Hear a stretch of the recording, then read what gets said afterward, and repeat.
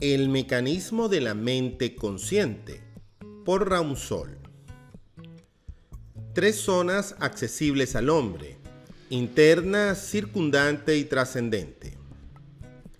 La enseñanza logosófica abre a la investigación, a la meditación y al conocimiento del hombre tres inmensas zonas perfectamente delimitadas. Quizás se nos entienda mejor si decimos que esas tres zonas existen y están abiertas a sus posibilidades, pero son poco menos que inaccesibles para él por la ignorancia en que permanece respecto de ellas. La primera pertenece por entero al mundo interno, en su mayor parte inexplorado, y del cual solo tenemos las vagas referencias o las alusiones imprecisas de los que creyeron haber penetrado en él. La experiencia logosófica ha demostrado que se requiere mucha pericia para conocerlo y dominarlo en todas sus cambiantes y complejidades. Es el mundo de los pensamientos en cuanto estos se mantienen sin manifestarse fuera de la mente, aunque actuando activamente ya al servicio de la inteligencia, ya con toda autonomía. Es también el mundo de los sentimientos, con los cuales convivimos en íntimo coloquio, al igual que con los pensamientos. El mundo de las sensaciones de alegría y placer, de sufrimiento y dolor que se experimentan en las múltiples variaciones de la vida. El de las reacciones positivas y negativas que surgen como consecuencia de las actitudes del semejante o de hechos que afectan al ánime, las convicciones, las ideas, el propio concepto, etc. Y es, en definitiva, el mundo de todos los movimientos y actos de la voluntad conscientemente dirigidos hacia la finalidad primordial de la vida, expresada en la realización máxima de sus posibilidades de perfección. La segunda zona pertenece al mundo circundante, donde interviene el factor familiar, social y general, y en el cual el ser, adiestrado logosóficamente, desenvuelve sus actividades comunes y confronta en recia y noble lucha sus conocimientos con los de aquellos que actúan en el medio al que está vinculado accidental o permanentemente. Para ejercicio y práctica de la conducta que se ve precisado a desarrollar en función de dicho adiestramiento, se le presentan allí las más curiosas circunstancias, en las que recoge valiosísimos elementos para la observación y superación individual. Y si tales circunstancias ponen a veces al logósofo frente al semejante que, sorprendido en su intención, permanece confundido por la serena seguridad con que le expresa su pensamiento propio, también se promueven las situaciones que se emparejan en virtud del dominio que las partes de inteligencia cultivada tienen de la cultura y en las que solo cabe el entendimiento que acerca y vincula a los espíritus en relaciones de amistad, por lo general duraderas. Y llegamos a la tercera de esas zonas, el mundo metafísico, trascendente o causal, donde el hombre, guiado siempre por el conocimiento, encuentra la justificación de todo lo que antes le fuera incomprensible y descubre los vastos desarrollos del espíritu en conexión directa con la evolución consciente de su propio ser. Es el mundo mental, el mundo inmaterial, que llena todos los espacios del universo e interpenetra hasta la más ínfima partícula ultrasensible, poblado de imágenes maravillosas que descubren hasta los más raros procesos de la creación. Es, aunque invisible para los ojos, la más perfecta de las realidades existentes. Todo allí se halla intacto en su concepción original. Ningún elemento corruptible de las otras dos zonas o mundos puede dañar la inmaculada pureza de sus diáfanas, múltiples y prodigiosas manifestaciones. Se desprende de lo dicho que el ente humano común solo conoce el mundo circundante y aún lo conoce mal, causa incuestionable de sus limitaciones, estrecheces e infortunios, mientras que el ente evolucionado conoce los tres mundos y puede en ellos vivir porque en los tres actúa con brillantez su inteligencia. El hombre debe, pues, preparar el espíritu depurando su mente, iluminando su inteligencia y enriqueciendo su conciencia con los conocimientos que, vinculándole a esas tres zonas, le permitan alternar en ellas sin dificultad con sabiduría, honestidad y limpieza moral. El lector podrá deducir de nuestras palabras la importancia que nuestros conocimientos tienen para la vida del ser humano, al guiarle a través de las oscuras estepas de la ignorancia hasta alcanzar al fin los fértiles valles de los conocimientos causales. Al iluminarse la inteligencia por efecto de su contacto directo con este nuevo género de verdades, la conciencia es conmovida hondamente. Los resortes que debieron mantener flexible y elástica la actividad consciente y que se hallan enmohecidos por el desuso se cambian y otros nuevos de mayor resistencia toman su lugar. El mundo metafísico deja de ser una ficción y se presenta como una realidad tanto o más consistente y verdadera que la física. En él, donde se incursionará ya en perfecto uso de la razón y conciencia, podrá comprenderse todo lo que antes era incomprensible o permanecía en obstinada e impenetrable nebulosa. Cada cosa requiere rigurosamente una preparación. La naturaleza no da saltos, la del hombre tampoco debe hacerlo.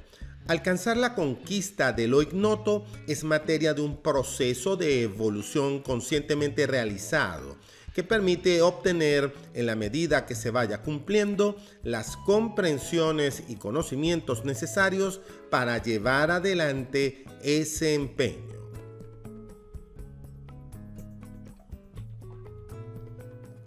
Método logosófico. Aspectos de su aplicación al proceso de evolución consciente. El método logosófico se perfila con caracteres propios tanto en su fuerza constructiva como en su aplicación. Su ensayo comienza a puertas cerradas, es decir, en el interior del ser humano, donde la reserva es absoluta. No nos referimos a la forma de usar el método, que habrá de requerir imprescindiblemente el auxilio del preceptor, sino a los episodios íntimos que conmueven la sensibilidad al par que se producen los cambios saludables del pensar y del sentir, signo inconfundible de la eficiencia con que fue empleado. En el proceso de evolución integral consciente, el método es una institución que prescribe las normas a seguir, pero a fe de que no se violen sus claros e inmodificables preceptos. Adoptarlo es disponerse a cambiar gastados conceptos y extirpar nocivas raigambres largamente consentidas, abriendo cauce en la vida interna a la corriente renovadora del pensamiento logosófico. La logosofía podrá ser explicada de 1000 maneras diferentes y entendida de otras 1000 también diferentes, pero si no se la ensaya y confirma dentro de sí, propio de acuerdo a su método, no habrá conciencia del saber que se obtiene y se permanecerá tan ajeno como antes a la realidad que descubre a la inteligencia esta incomparable concepción del hombre, de su organización psíquica y mental perfectible y de la vida humana en sus más amplias posibilidades y proporciones. Nuestro método es tan extraordinario que opera en cada individuo según su grado de evolución y su configuración psicológica, y es asimismo tan constructivo que cuanto más a fondo se lo usa, con más precisos caracteres aparecen a la observación las modificaciones que promueven las posiciones internas, todo lo cual acontece en tanto obra también a modo de incentivo, favoreciendo en grado sumo la superación de los estados de conciencia. Desde luego que la logosofía no resuelve con fórmulas mágicas los problemas creados por las diferentes situaciones de la vida, ni destruye por ese medio los escollos morales y psicológicos de la imperfección, pues de ser ello posible, se viciaría de nulidad el esfuerzo consciente que para esclarecimiento y eliminación de los mismos debe el hombre realizar. Pero da en cambio, y esto es lo que vale, los elementos que propician lo que cada uno debe hacer para conseguir ese fin. De esa constructiva experiencia, la inteligencia y la voluntad del ser salen fortalecidas. En la medida que se ejercita en tan importantísima función del juicio, siente éste dentro de sí el influjo de una fuerza edificante que se traduce en una mayor capacidad de resolver y de obrar, concorde con las justas demandas del entendimiento superado. De ahí que dijéramos hace algunos instantes que la adaptación a los imperativos del proceso a que el hombre es conducido por el método logosófico obra a modo de incentivo, auspiciando permanentemente la superación de la conciencia. Las enseñanzas son proporcionadas a los cultores de este nuevo saber con profusión y sin aparente ordenamiento. El método mismo conduce a hallar en ellas los elementos que las unen y articulan en poderosos conocimientos. Esto es posible porque se entrelazan en su totalidad, de modo que la verdad en que se fundan asoma y se manifiesta en cada uno de los puntos tratados. Es cosa comprobada la adaptación de la enseñanza logosófica a todos los estados psicológicos y temperamentales, así como a los diferentes grados de cultura que cada uno acusa. A nadie le está vedado su estudio y experimentación, a condición de que se tenga presente que por primera vez se encara una realidad de tan recia contextura, capaz de cumplir en forma elevada y con fuerza incomparable la tarea de reconstruir la vida sobre la base inconmovible del autoconocimiento. Los conocimientos logosóficos son fuerzas centrípetas que obran en lo interno del ser a instancias del proceso de evolución consciente, que comienza desde que el postulante decide con firme resolución instituirse en el propio campo experimental como medio eficaz y seguro de comprobar paso a paso y experiencia tras experiencia los sucesivos cambios que van operándose en sorprendente superación moral y psicológica en su ser. Vale decir que desde la iniciación de ese proceso tienen lugar los reajustes que hacen a la inteligencia más consciente y más poderosa en el gobierno de sus facultades y en la consiguiente fiscalización de los pensamientos. Como es natural, esa reactivación de las energías internas encuentra la más amplia correspondencia por parte del logósofo, que se adapta de buen grado a las necesidades reclamadas por el nuevo reordenamiento de su vida y la misión a que debe destinarla. Su formación progresiva demandará, es lógico, una esmerada, profunda y práctica preparación del espíritu.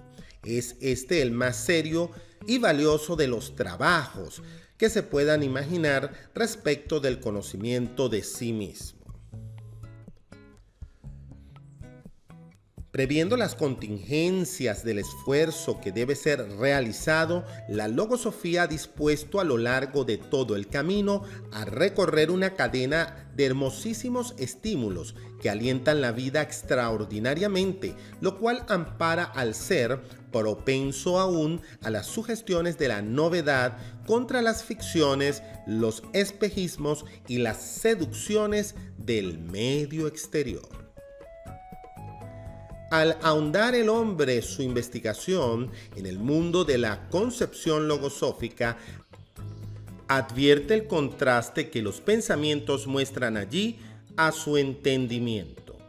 Mientras los pensamientos comunes que tienen cabida en su mente permanecen agrupados en conjuntos abigarrados y discordes sin acatar directiva alguna de la conciencia, los que responden a la nueva concepción se articulan en recíproca colaboración, obedeciendo al plan que tiene por objeto la evolución del espíritu.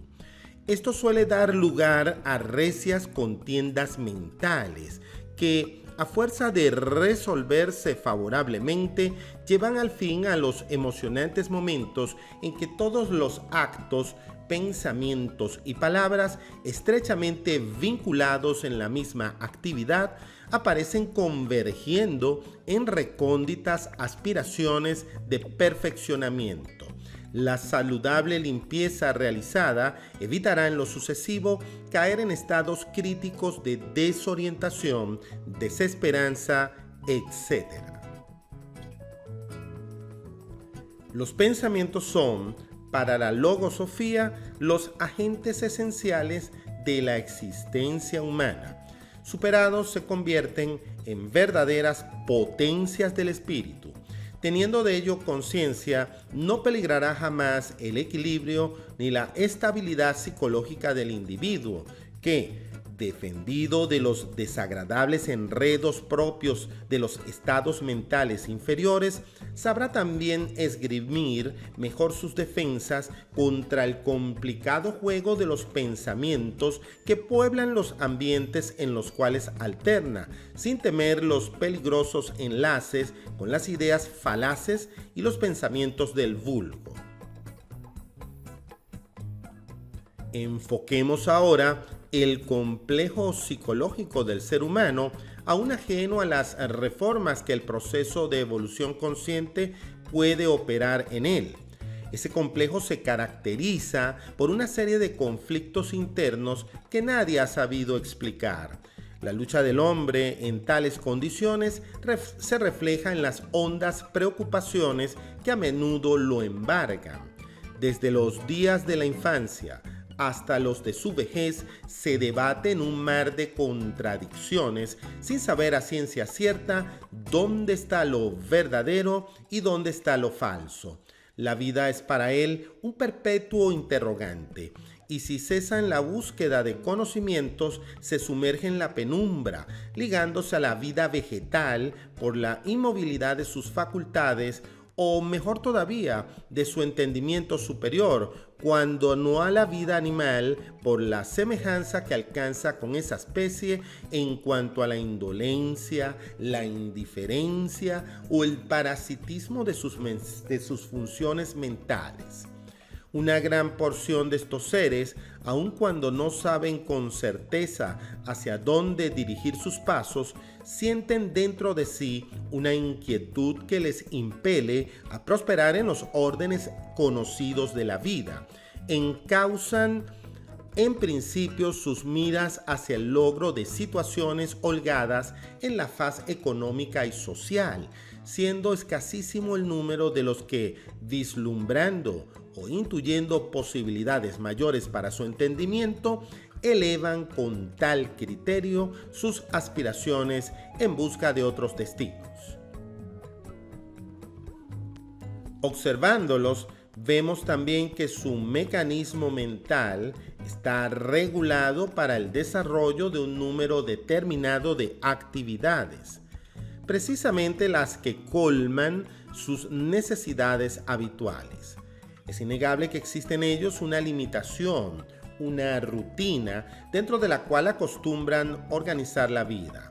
entendimiento, razón, inteligencia, y cuanto forma el engranaje mental está allí condicionado a un género de reflexiones de las que parecerían no poder apartarse sin peligro de sucumbir. La razón interviene en esos casos, actuando en la medida que el entendimiento lo permite, pues no habiendo sido la inteligencia cultivada, el producto del razonamiento no siempre sobrepasa la incipiente comprensión propia de la mediocridad. La evolución consciente que el método logosófico propugna, a cuya ley nos hemos referido en esta obra y en múltiples publicaciones, extendiéndonos sobre su trascendencia, contempla esa situación particular de limitación en el alcance mental e intelectual que caracteriza a la psicología humana en su expresión común y dirige sus luces hacia el desarrollo de las facultades que se resumen en la inteligencia, a fin de que libre el ente humano su primer encuentro con esa realidad y, convencido de su impotencia, se resuelva a iniciar con decisión y firmeza y con toda la urgencia que reclama el tiempo de las horas un amplio proceso de superación. Cuando esto ocurre, cuando obedeciendo a los dictados del método logosófico penetra en el campo de la experimentación propia y toma contacto con los conocimientos que han de abrirle las puertas de ese nuevo y complejo mundo interno desde el cual le será permitido alcanzar los estrados del mundo trascendente, lógico es que experimente sucesivas transiciones que exigen ser superadas con toda regularidad.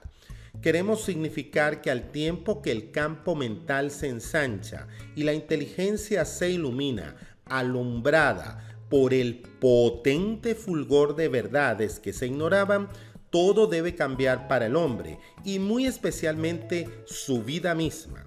Cambiarán los conceptos de las cosas, cambiarán las sensaciones al manifestarse en correspondencia con los nuevos conceptos que haya logrado abarcar el entendimiento. Cambiarán las actitudes y cambiará asimismo la conducta, respondiendo a la exigencia de comprensiones cuya naturaleza obedece a la influencia de las cualidades que vayan cultivándose. Es de todo punto lógico que al penetrar el hombre en el mundo trascendente deba actuar en concordancia con los deberes que él mismo le impone, que su vida toda debe transformarse y espiritualizándose en la esencia del pensamiento para reflejarse en la claridad de la inteligencia. De lo contrario, sería una apariencia o una ficción que la realidad a la cual se pretendiese sorprender descubriría y fulminaría. El indígena o el inculto, pongamos por caso, que quisiese alternar en nuestro medio social sería repelido por la fuerza compacta del ambiente que nos es común y familiar, del mismo modo que el mediocre, indisciplinado y falto de estudio se vería imposibilitado de alternar en el ambiente científico, donde no encontraría más que el vacío o el rechazo de los que allí se encontrasen tratando temas de su especialidad. No debe en absoluto confundirse la evolución consciente, que implica, como lo dejamos expresado, una auténtica renovación de la vida, con los cambios y recambios a que el ser se ve obligado por las circunstancias. No es esa evolución la que fuerza al intelectual, por ejemplo, a cambiar de posición ante el derrumbe incesante de los supuestos y las teorías que a su juicio asumieron jerarquía. Esto nos recuerda a ciertos giros que se repiten indefinidamente en la música. Dentro de ese cuadro psicológico y mental, cabe incluir igualmente a los que se han dejado cortejar por un selecto núcleo de pensamientos, creen haber colmado así sus aspiraciones de elevación espiritual y se ingenian para manejarlos en modo de infundir en el semejante la certeza de hallarse ante una cumbre intelectual.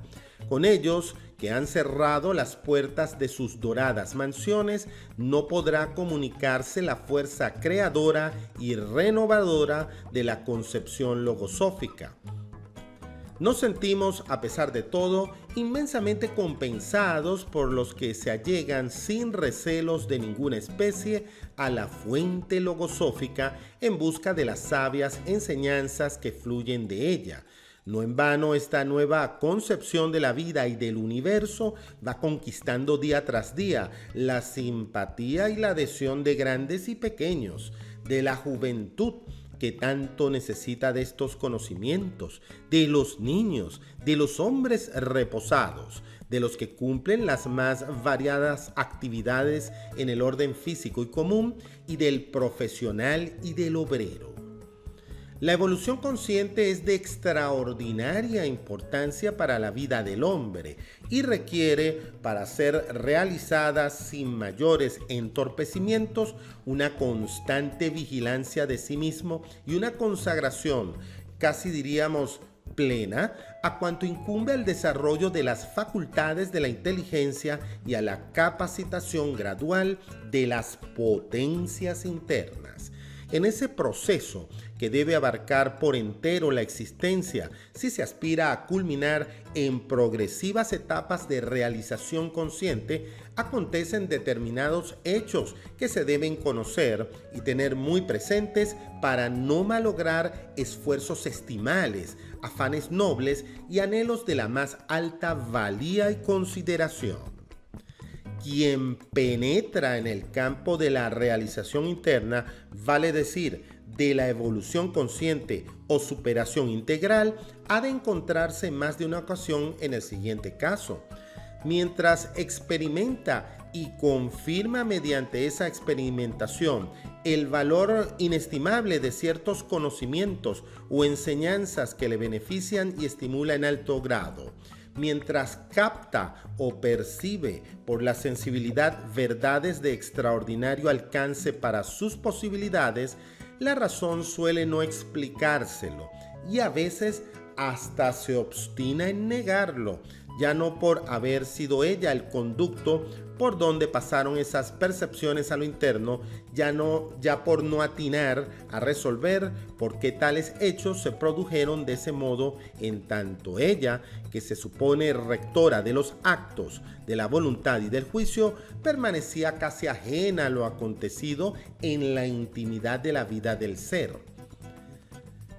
¿Cuántos hay que luego de experimentar la realidad de una felicidad percibida, captada y hecha carne en ellos por la sensibilidad, se han visto culpados y aún censurados por su propia razón al manifestarse esta irreductible, intransigente y tenaz hasta el rigor? El fin perseguido no pudo ser otro que anular los actos consentidos por la voluntad y disfrutados por la sensibilidad, la misma que captó el contenido o la esencia del hecho que la conciencia aceptara sin objeción.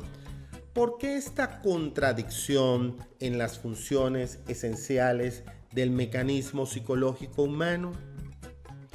¿Por qué ese persistente insistir de la razón en detener el tiempo, los hechos y las cosas, hasta tanto ella logre discernir como constancia de veracidad aquello que ya ha sido determinado por la naturaleza misma como función primordial de la vida, que así como absorbe el oxígeno que la vivifica en su físico, absorbe también en virtud de la ley de conservación y de equilibrio cuanto le es grato o la beneficia en su implícita condición de humana, sea en el aspecto intelectual, sentimental o espiritual? ¿Por qué ocurre esto? Porque la que pretende discernir y juzgar en estos casos es la razón del hombre mediocre, es la razón del hombre inferior, la razón común que pretende no ya juzgar y discernir, sino dominar la naturaleza y el pensamiento superior. La sensibilidad en su acepción más pura aventaja siempre a la razón. Ella asume los dictados de la naturaleza, que es la que ofrece a la conciencia del hombre todo el elixir de pureza que éste sea capaz de extraer. Se pueden experimentar, percibir y captar muchas cosas por la sensibilidad, y es común que la razón comprenda muy poco de ello. No obstante, la exacta confirmación de lo experimentado, percibido o captado. No obstante, la confirmación de hechos y verdades puestas en evidencia dentro del mismo ser por la fuerza de una realidad que impide la más ínfima desnaturalización de su origen y manifestación. La razón no puede, empero, permanecer retrógrada a los adelantos de la conciencia y a las manifestaciones del espíritu que se combinan en la inteligencia. La razón del hombre inferior es estrecha y revela todos los defectos de la incapacidad. La del hombre superior responde a los dictados de la conciencia, examina cuanto juzga con la mayor amplitud de criterio, sincroniza su función discernitiva con las palpitaciones del alma y del corazón y ausculta y comprende el lenguaje íntimo de la sensibilidad, que se manifiesta siempre con la elocuencia del latido emocional y el candor de la inocencia. Esta es la razón por la que el hombre debe llegar a poseer. La razón que establecerá el equilibrio en elevados, casi sublimes estados de evolución y perfeccionamiento. Habrá podido apreciarse a través de lo que antecede la línea de conducta trazado por el método logosófico, que sin rigidez alguna contempla las complejidades que ofrece la vida del hombre, quien después de haber buscado por todas partes la solución al gran problema de la evolución psicológica, lo ensaye con buena voluntad, no se llamará engaño y podrá confirmar por propia cuenta la verdad expuesta. Es el nuestro un método vivo que se observa sin necesidad de forzar el entendimiento. Antes bien, permite el libre juego de todos los resortes de la psicología humana, sin dejar por ello de adaptarlos a otros movimientos más inteligentes y rápidos. Cuando se ha logrado comprender su activo mecanismo, se lo adopta a lo largo de la vida, tal su virtud constructiva y el benéfico auxilio de sus altos dictados.